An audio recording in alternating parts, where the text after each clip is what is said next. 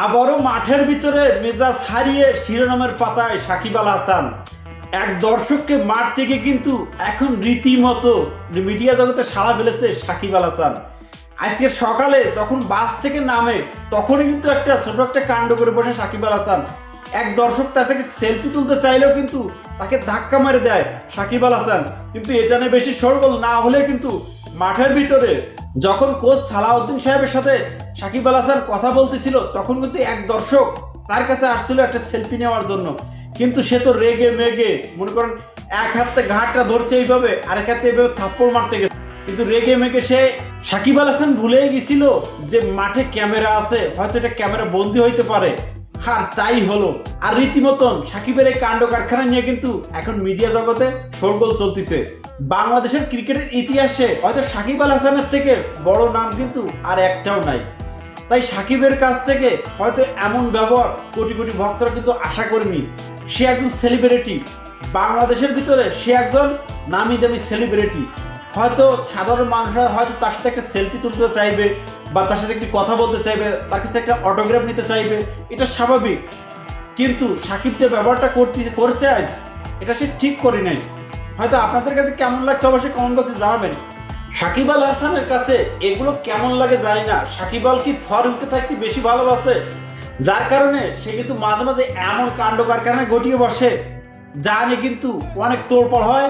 সাকিবের এমন ব্যবহারে হয়তো কোটি কোটি ভক্ত কিন্তু অনেকেই কিন্তু সাকিবের পিছন থেকে সরে গেছে। যারা মনে করেন সাকিবের ফ্যান ছিল তারাও এখন হয়তো সাকিবকে সাপোর্ট করে না। তার প্রমাণ হয়তো বিপিএল খেলাগুলোতে কিন্তু পাইছে।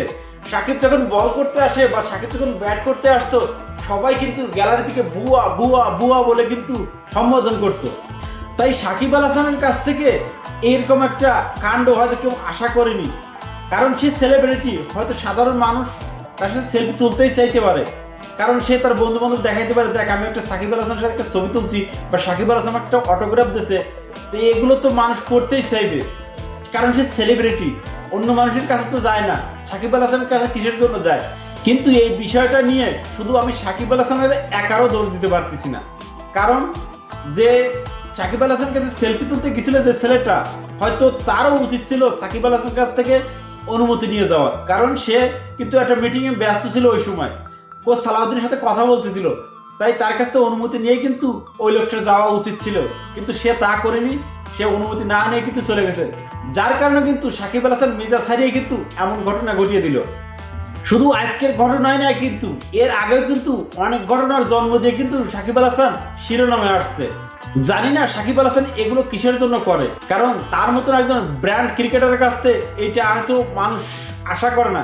একজন ভালো ক্রিকেটারের গুণাবলী কি, শুধু একজন ভালো ক্রিকেটার হলেই হয় না। কিন্তু মানুষের ভালোবাসা জয় করতে হলে তার ব্যবহারটা সব থেকে আগে দরকার হয়। আর বর্তমানে সে শুধু একজন ক্রিকেটারই না, কিন্তু সে একজন এমপিও এখন।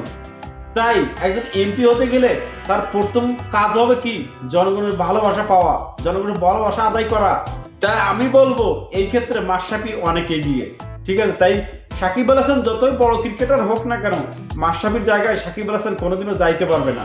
তো ভাই ব্রাদার, সাকিব আল হাসানের এই ঘটনাকে কেন্দ্র করে আপনাদের কাছে কেমন লাগলো অবশ্যই কমেন্ট বক্সে জানাবেন কিন্তু।